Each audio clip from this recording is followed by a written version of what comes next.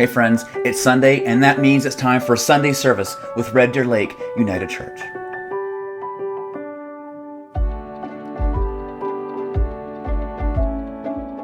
My name is Nick, I am the minister here, and we are an affirming church that gratefully gathers on Treaty 7 land, and what we are all about is finding in the way of Jesus a new way of being human and alive in this world. A way connected to God, each other, and ourselves. This way of life that's full of those beautiful things like wonder and hope, peace, love, joy, justice, belonging. This way of life that transforms us so we can go out and transform the world into the one that God wants it to be. A world where everyone has enough and everyone has a place. Yeah, that is what we are all about. That is what we do. That is who we are. And as we head into our Sunday service, I am so stoked that you're here. Thank you for being here. Seriously, thank you for showing up. Thank you for being a part of our community. It means the world that you are here. So as we get ready to head into our service, take a moment to check in. Head into the comment section below and say who you are, say where you're coming from, say how you're doing. We'd love to connect with you on there. Community is one of our core values. Being a community that's affirming, that's just, that's spacious, that's something that we try to do every single day of every single week. And we believe that we can even do that on here. So please take a moment to lean in, say who you are, say where you're coming from, and check in that way. If you would prefer not to, if you're just more of a I'm going to sit back with my feet up kind of thing, that's cool too. Do you. We would love to check in with you either way. But before we get into the service, and while you do that, some announcements for you. Yeah, announcements. We haven't done those it's been like a year.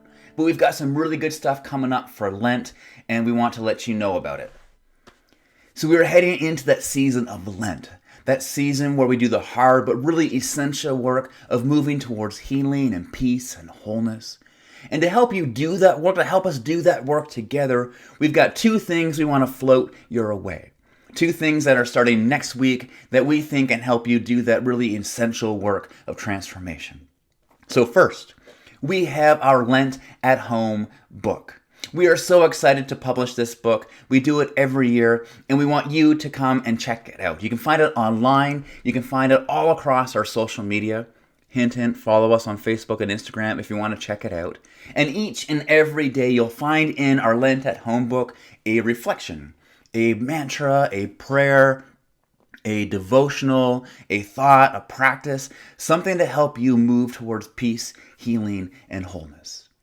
We also have something really exciting to invite you to, especially if you are looking for something a bit more intentional, a bit more robust, something you can do together with real, legit people. Yeah, because we kind of miss that, don't we? Actually doing stuff together. Yeah, if you're looking to do some transformational work, some faith and spirituality work with people, this one is for you. Our friends at the Wisdom Center here in Calgary are offering a free Wednesday evening course called Being Human, Human Beings, an Unorthodox Journey Through Lent. Every single evening you get together, and through scripture and conversation, reflection, music, and poetry, you'll learn what it means to be human and what it means to move towards wholeness and why that really actually matters.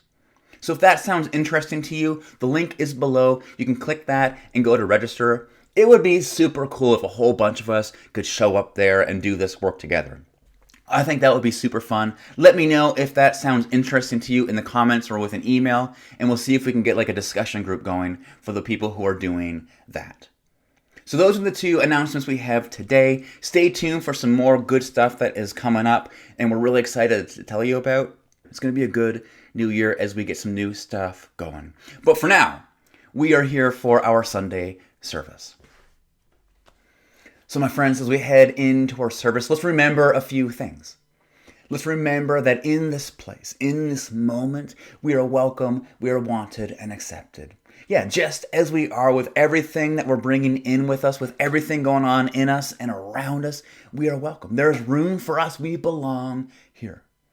And we belong here not because this space is special, but we belong because we are deserving of belonging. We belong because we are loved just as we are, and we are worthy of community. Yeah, that's why we belong here. And so that's you. There is space for you here. Remember that. Hold on to that. Let your whole self show up.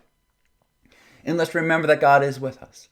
That spirit of life, that ground of our being, that mystery underneath it all, that extravagant and indiscriminate love is with us, holding us together, guiding us forward. And so remembering that, we light a candle because God is our light. God is the light that warms us, that shows us the way forward, that brings us together. And so we light this and we remember that God is here with us. And so we're going to head into a song, and it's a really great song. Antonina picked a great tune because it acts both as something we can sing, but also something that we can pray. So whichever one you want to do, if you want to belt this out, do that. But if you just want to sit and use it as a way to arrive, do that. But however you use it, may you remember those things as we head into our time together. And as always, may peace be with you.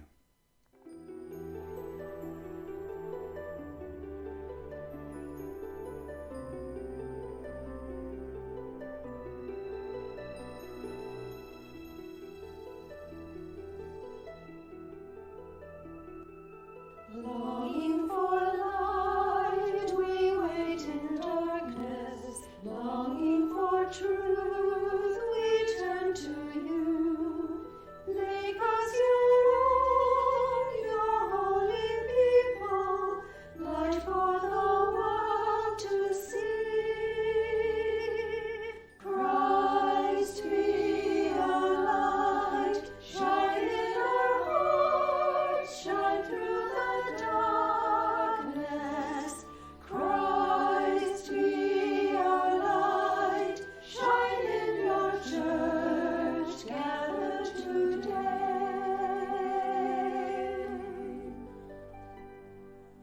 Longing for peace, our world is troubled. Longing for hope, many despair. Your word alone has power to save us. Make us your living voice. Christ be our light. Shine in our hearts. Shine through the darkness. Christ be our light. Shine in your church gathered today.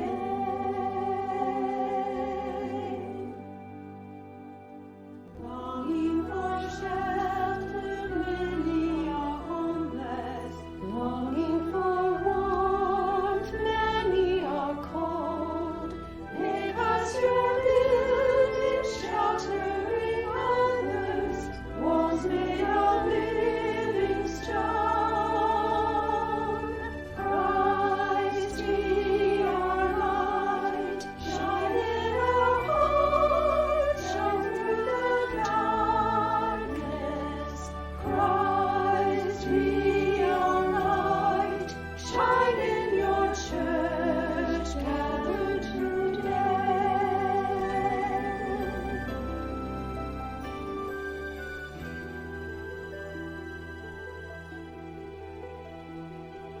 Many the gifts, many the people, many the hearts that yearn to belong. Let us be servants to one another, sons of your kingdom come.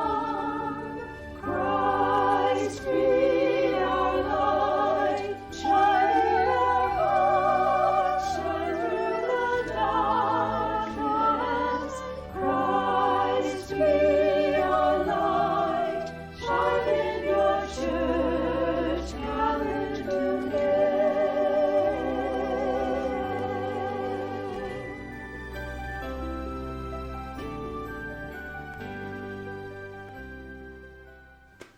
So now that we are here, let's start with a prayer. Let's say a prayer together. So if you put your feet on the floor, bow your head, do whatever you do when you pray. And let's say a prayer together.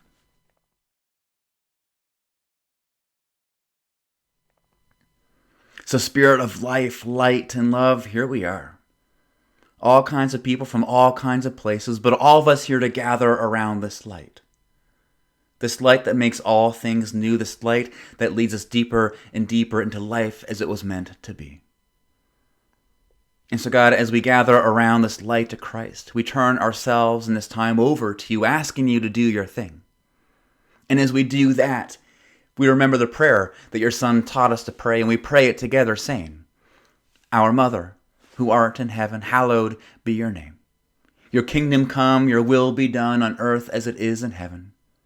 Give us this day our daily bread, and forgive us our trespasses, as we forgive those who trespass against us. And lead us not into temptation, but deliver us from evil. For yours is the kingdom, the power, and the glory, forever and ever. Amen.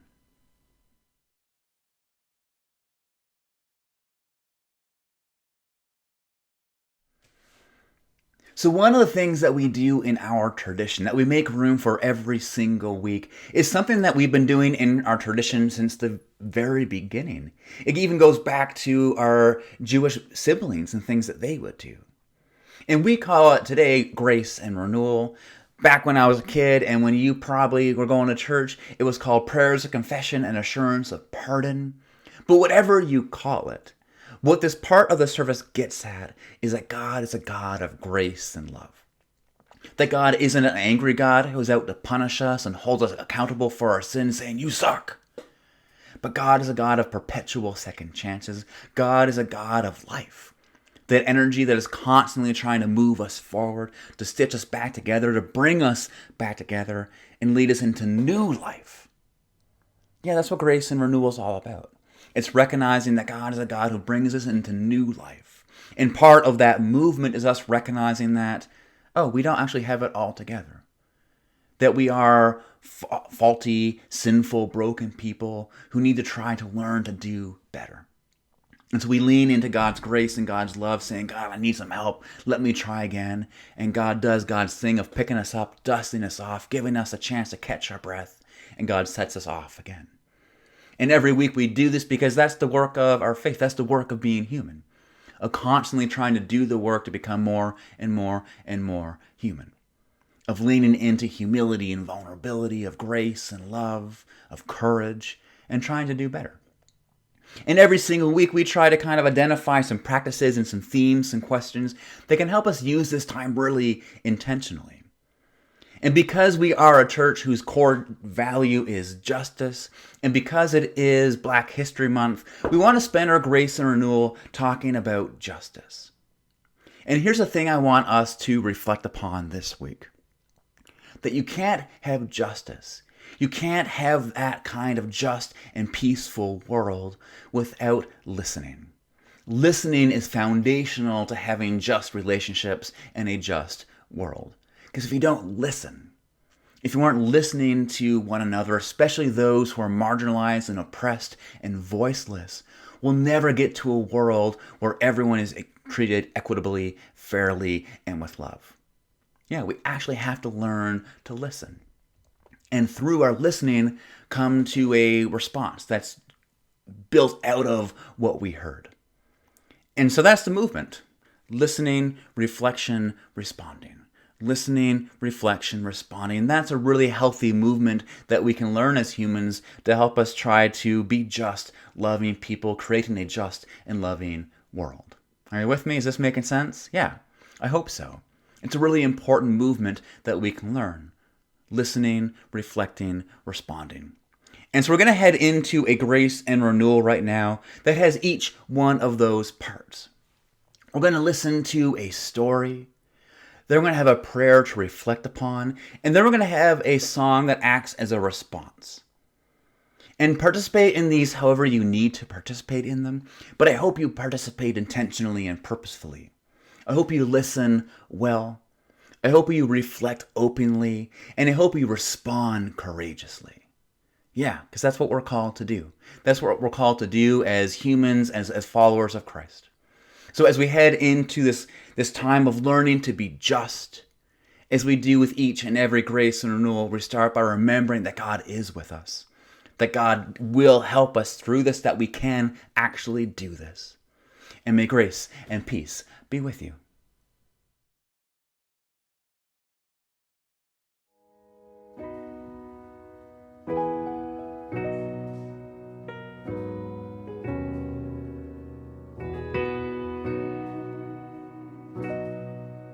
kid in a small town. I did my best just to fit in. Broke my heart on the playground. When they said I was different. Oh, now I'm all grown up and nothing has changed.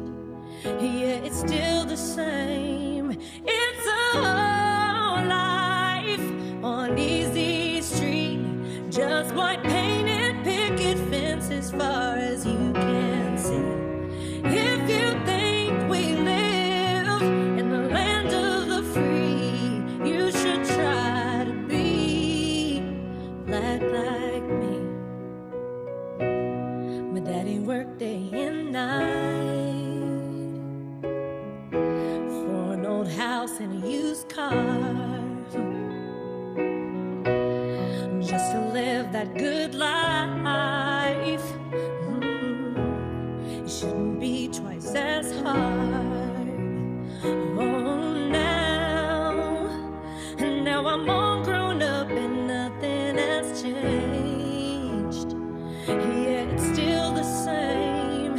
It's a whole life on easy street, just white painted picket fence as far as you can see. If you think we live in the land of the free, you should try to be black like me.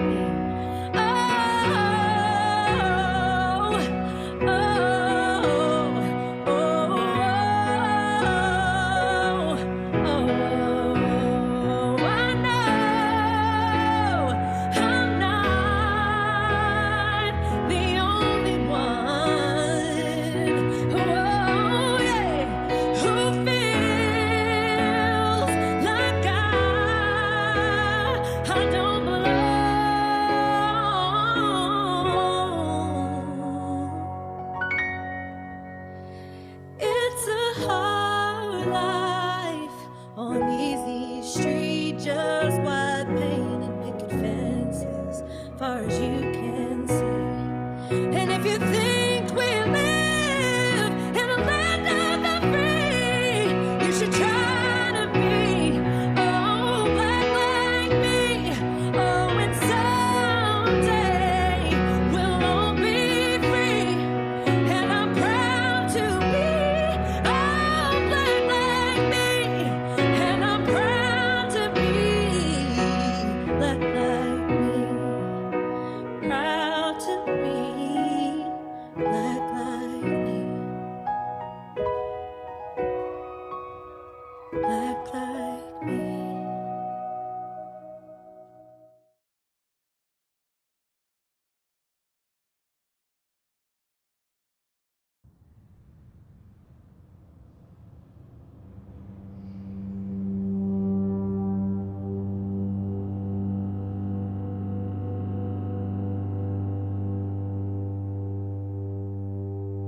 Brown-skinned God, look upon the world you have entered with compassion, even to those who hung you up on that tree, for healing the sick and being with the despised, for seeing us as your image, mirror of the divine, all daughters and sons, helping them to paint a canvas with their pain, rendering their cries into poetry, words heard without need for refrain. As you sink down into the cursed cross, suffocating, you breathe your last. Brown-skinned God, do not abandon us, both those who hung you there and those who took you down, to clean your battered and bloodied body, treating it as if it were the same flesh and blood, the same fragile skin, that thing that separates you from me, that thing we all share.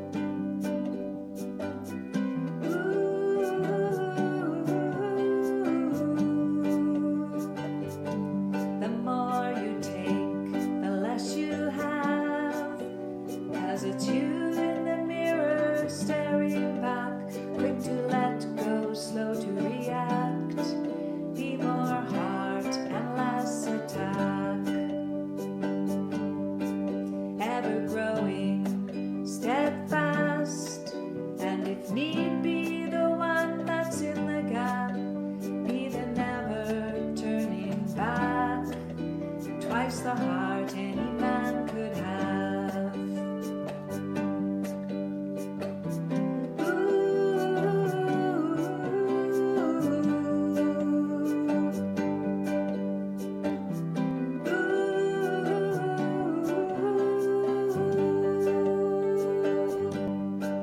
Be the wheels, not the track. Be the wanderer that's coming back. Leave the past right where it's at. Be more heart and less attack. Be more heart and less attack. Be more heart and less attack.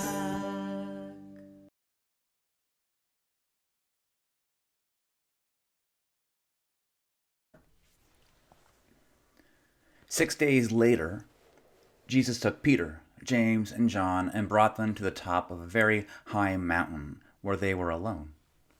He was transformed in front of them, and his clothes were amazingly bright, brighter than if they had been bleached white. Elijah and Moses appeared, and they were talking with Jesus. Peter reacted to all this by saying to Jesus, "Rabbi, it's good that we're here. Let's make 3 shrines, one for you, one for Moses, and one for Elijah." He said this because he didn't know how to respond, and the 3 of them were terrified. Then a cloud overshadowed them, and a voice spoke from the cloud, saying, "This is my son, whom I dearly love. Listen to him." Suddenly, looking around, they no longer saw anyone with them except Jesus. Hear what the Spirit is saying to the church.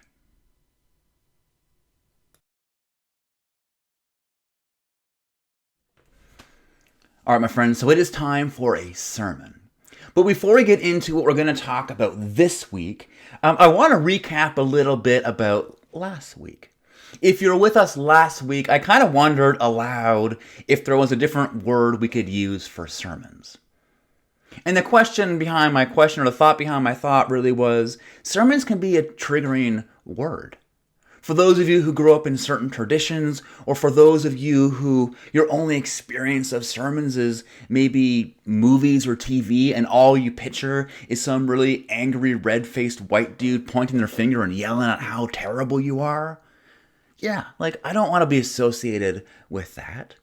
Or maybe you've been going to church for so long, sermons have just kind of lost all meaning. It's that time where you catch a few, you take a nap during. But there's got to be a reason why we do it. And there's got to be a different word for that captures that. And so I kind of wondered aloud last week, what else could we call a sermon? And I got to say, you all responded.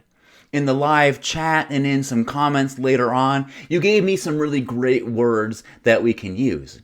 And so I want to offer a few of them to you in case those are more helpful to you than sermon. And so some of you wrote in and you offered words like reflection, or message, or interpretation, contemplative, engagement. Yeah, those are all so good. But then there was this one from Doug.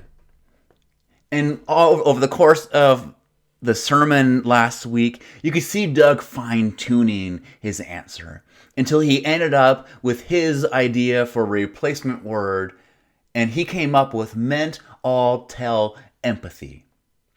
Yeah, meant all tell empathy. I was a little confused as well, so I called him up to ask him what he meant by that. So Doug, thank you for taking the call. And so last week when we were talking about different things we could call the sermon, there was this whole thread from you kind of building upon different words and puns that we could call a sermon. And you ended with such I think it's a great word, although I'm not really sure what it means. And so I would love for you to try to unpack it for us. Sure. But by the end of your evolution of the word, you got to meant all tell empathy. I think as you asked for a word, like many people on the call, I was kind of like, what is another word for synonym? It's just one of those impossible ones that I hadn't really given any thought to before. Mhm. And as I watched you and the way we set up our living room, we've got you on the big screen TV, and then we've got Michelle's laptop in front, and she's got a wireless keyboard. And every once in a while, I'll steal a keyboard and type stuff like I did for these. I was like, oh, I wish I could just like tell them my thoughts with mental telepathy. And then that led to the first one, which was kind of it's mental tail empathy, because the Bible stories and the parables and the real life experiences that you're weaving into your service for us are always a tale. So I think that was the first one I threw out. And then of course I distracted myself and the game was over by then. So I kept thinking about it and thought, no, there's also an aspect to when we share these tales, there's an empathy aspect to it. So I said, no, it's actually mental tail empathy, which I thought was particularly clever. And then I actually got serious about it, and I thought more about the intention that you and other church leaders and even friends and colleagues, as we get into areas of spirituality together, there is an intention behind it to mean what you're telling. So that eventually took me to the final phrase, which was to encompass that aspect of meaning the tale with empathy. Oh, So yeah. there you go. There's your bumper sticker. Oh, see, I'm so glad that we talked, because when I saw it, I saw the ment and like went to like mental and kind of like, oh, it's in the head. We think about things.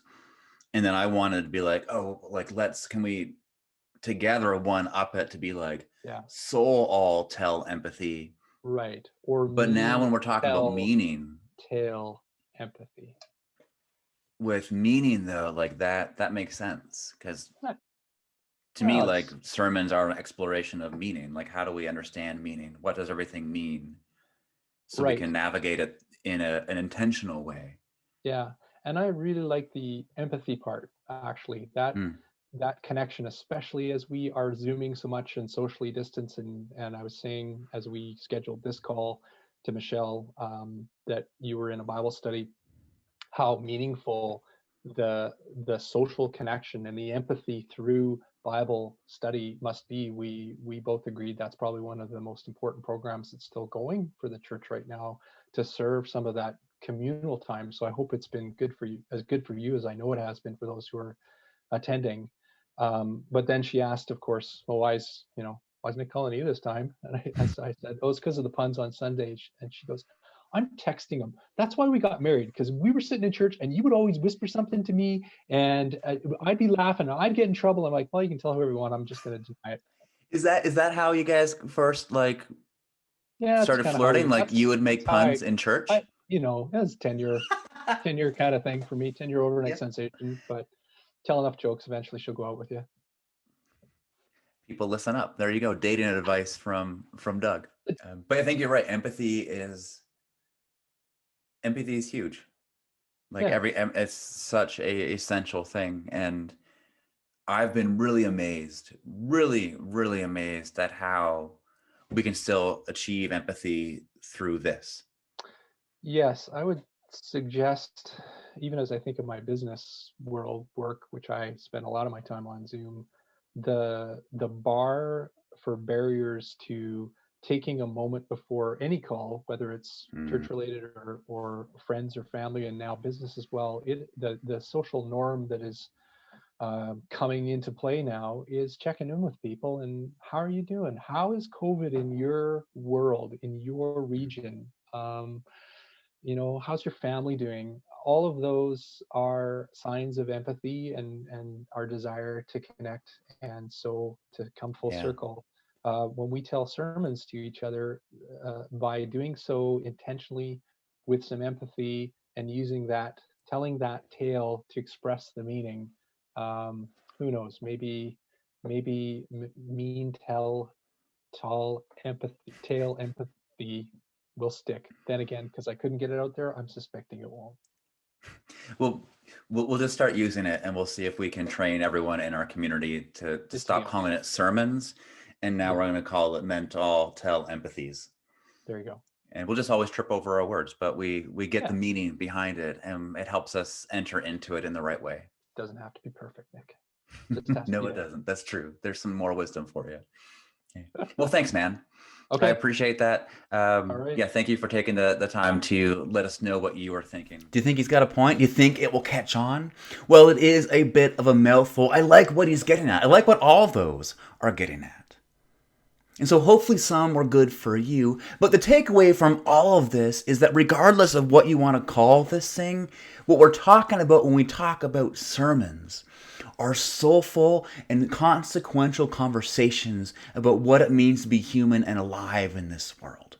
It's when we unpack how to navigate life. It's when we explore truth and meaning. It's when we rumble with those big questions and ask, what is all this for, and how do I find myself within it? Yeah, that's what sermons do. That's what sermons are all about. And it's important to name that because here's the thing about sermons. Here's the thing about what we're doing right now. They're not just a Sunday morning kind of thing. This is not just a church thing. This is not just something ministers do. But sermons are everyday things. You can find them everywhere. You can find them in everything. You can go watch Ted Lasso, still the greatest TV show ever to be made, and what you'll get is a sermon about what a non-toxic masculinity looks like. Or maybe you can go listen to Amanda Gorman, that poet who was at the inauguration, and you get a sermon on hope and the power of words. Or maybe you work in quantum mechanics and you don't just do science, but you get to experience a sermon on wonder. Or maybe you're out for a walk in the ridiculously cold weather we've got right now, and you're just in awe of the nature, and you get a sermon about how beauty has a purpose. Yeah. Sermons are everywhere. They're in everything. Anything can be a sermon. Anyone, including you, can give a sermon. They are anything that lead us into soulful and consequential conversations about what truly matters, and kind of helps us navigate this world in a way that doesn't dismiss it all, but sees it all as sacred, all as good, all as worthy of being in, and shows us how we can get through it wholly and fully and with integrity. Yeah, that's what sermons do. And so the plan today is to have a sermon about the story we just heard. That story that we hear every single freaking year. Yeah, this is one of those stories. For whatever reason, the people who built our tradition, who shaped it, decided that this story right here, it should be read every single year just before we head into Lent. And if I can be honest with you, can I be honest with you? I feel like we're at that place. If I can be honest with you, I hate this story. Oh my God, I did not want to preach on this story. I was so over it. I saw it come up on the lectionary, on that schedule of Bible passages that we get, and I kind of deflated. Like, I did not want to do it. Not only have I kind of preached it, but I was kind of over preaching from Bible stories. I wanted to do something different. And so I figured, you know what, I will. I'm going to lean into the truth about sermons, and we're going to have a different kind of conversation. So I had this plan already. I had it in my pocket, and then Bible study happened. Our Faith and Coffee group happened. We meet every Wednesday at 10 a.m. You are all invited, by the way. And we were talking about the story because that's what we do. We talk about the story of the week. And I was kind of faking it for the first bit. I was like, oh yeah, this is a great story. How exciting. Wow, so amazing. But then they started talking. You started talking. You started sharing your reflections about what it meant and what it was saying to you about the windows it was opening up. And suddenly, hearing all of that, the whole thing shifted. Suddenly the thing came alive. It got its power back. It got its legs back. It was taking me places. Yeah. From hearing your stories, the whole thing shifted for me. And it was a reminder for me of why we read these things in community. It reminded me that when it comes to Scripture, when it comes to the Bible, we're not meant to read it alone.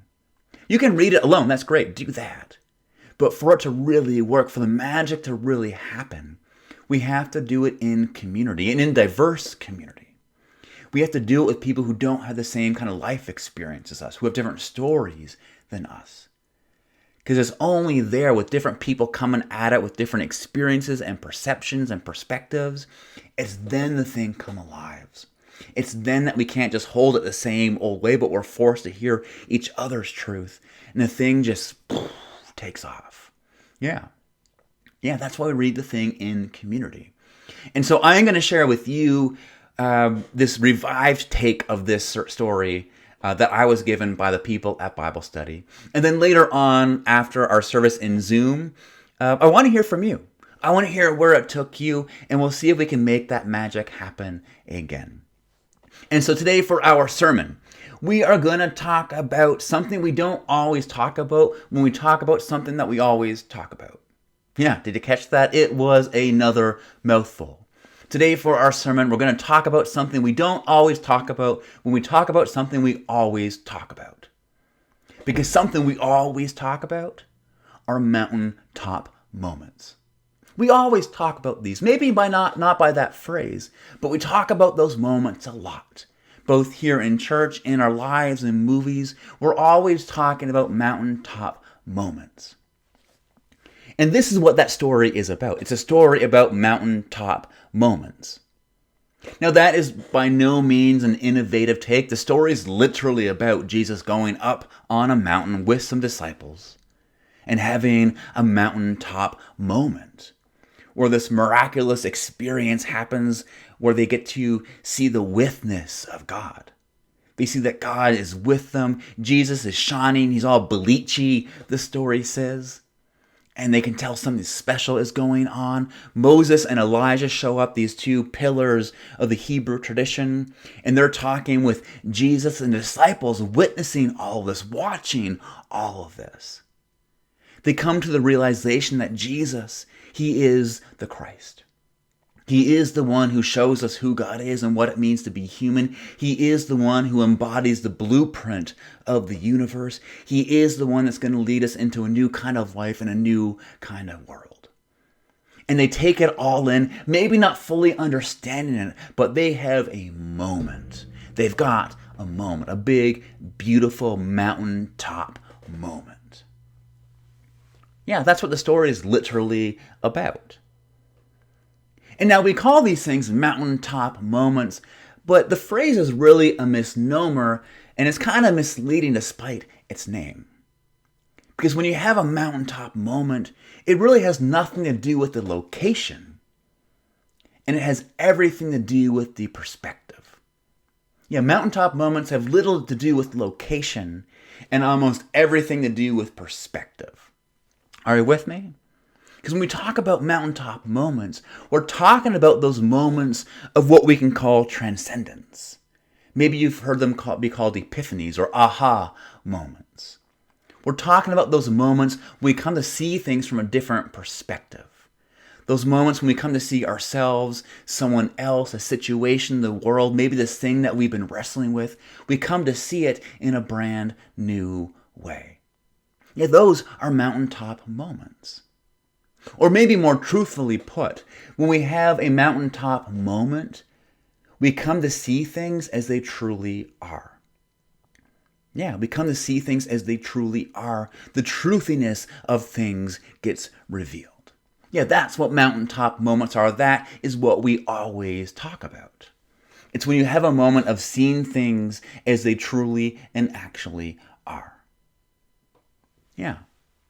Yeah, and the thing about that is everything changes, right? Once you see it, you can't unsee it. The horizon opens up, the air gets rearranged, everything clicks. You have that oh kind of moment. And usually it's less oh and more oh, like something dawns on you. You see something gets revealed, and you deeply know, which is to say, you know without really knowing. Like your soul knows, but your head hasn't really caught on yet. Yeah. You deeply know that what you are seeing is true.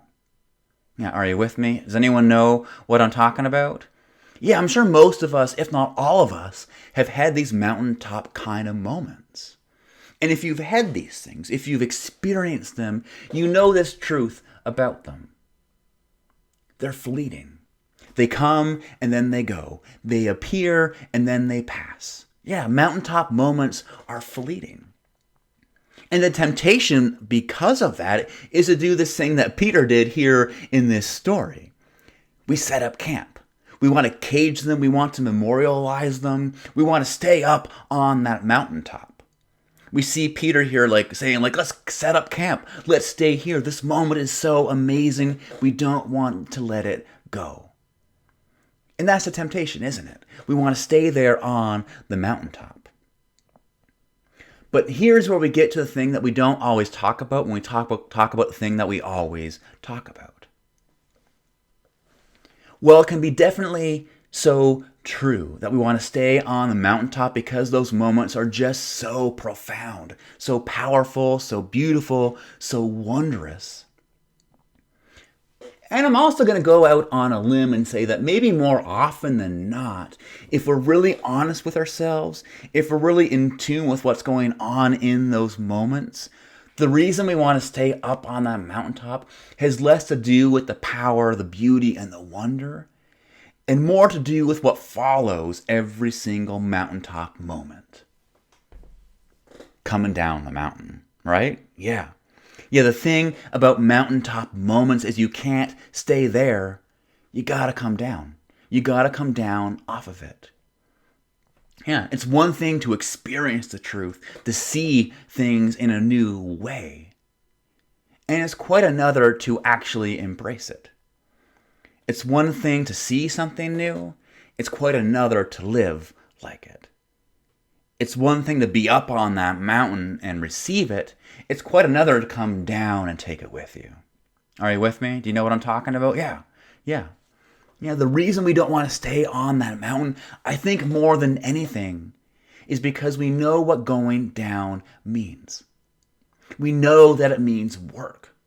We know that it means disruption. We know that it means change. It means reflection and introspection. It means learning and growing. It means forgiving and reconciling. Yeah. It means letting what we saw, learned, and experienced up there change how we live down here. Yeah. It means a whole lot of, I do react that way. Now I need to work on myself so I can respond differently. Right? Yeah, it means a lot of, God is a God of extravagant and indiscriminate love. I don't live like that. I need to start living that way. Right? Yeah. It means a lot of I am still hurt by that thing that happened years ago. I need to work on healing and forgiveness. Right? Yeah, it means that too. Or maybe it's there is systemic racism in this country. It does exist. I need to go be a better ally and advocate. Yeah, it means that too. It means a lot of, I was wrong. I need to go apologize and learn to do better. Yeah. The top is just part one. It's just part one. The coming down, that's part two. Yeah, the coming down is just as important as part one. You don't have a mountaintop moment until you come down off of that mountain.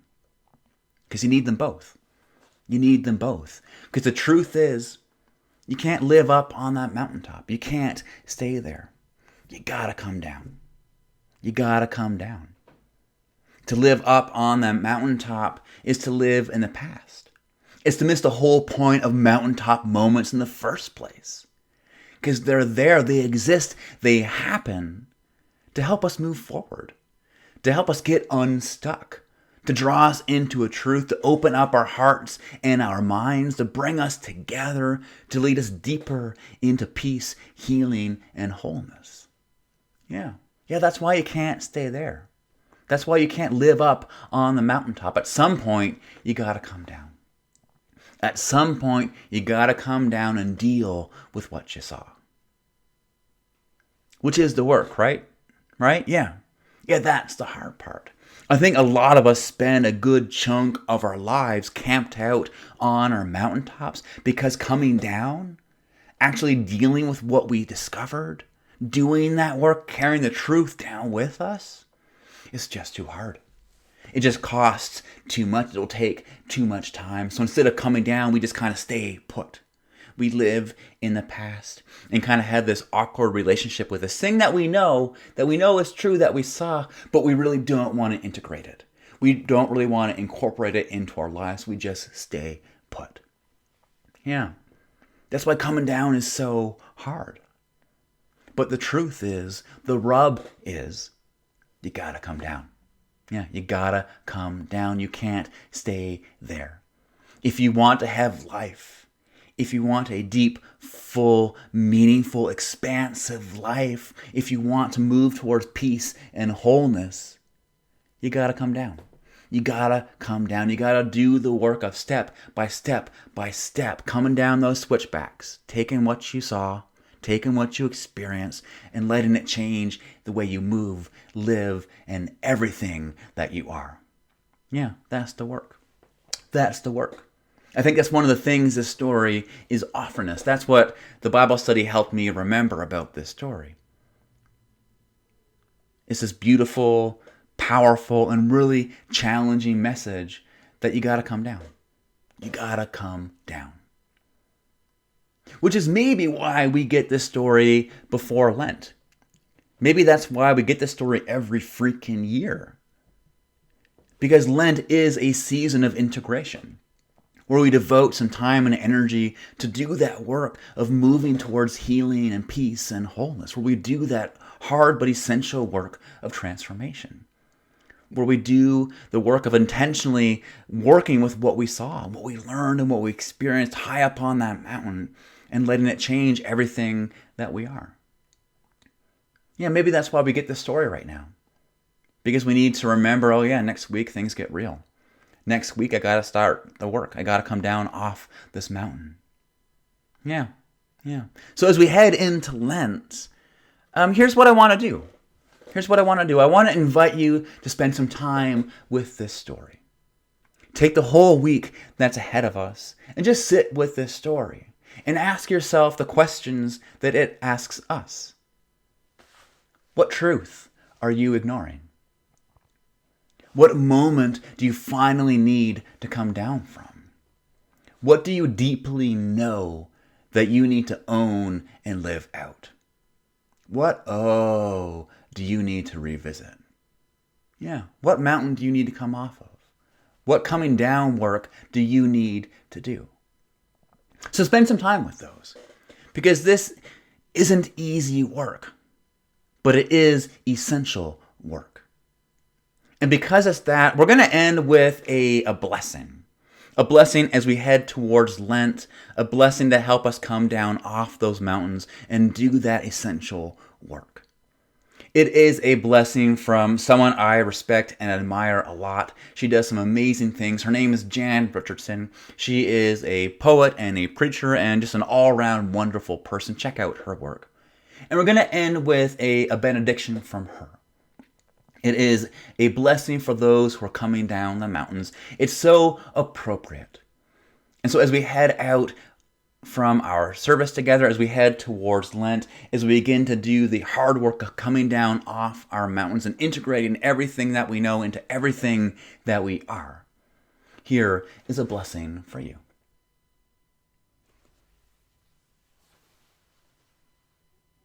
Believe me, I know how tempting it is to remain inside this blessing, to linger where everything is dazzling and clear. We could build walls around this blessing, put a roof over it. We could bring in a table, chairs, have the most amazing meals. We could make a home. We could stay. But this blessing is built for leaving. This blessing is made for coming down the mountain. This blessing wants to be in motion, to travel with you as you return to level ground. It will seem strange how quiet this blessing becomes when it returns to earth. It is not shy, it is not afraid. and simply knows how to bide its time, to watch and wait, to discern and pray, until a moment comes when it will reveal everything it knows, when it will shine forth with all that it has seen, when it will dazzle with the unforgettable light you have carried all this way.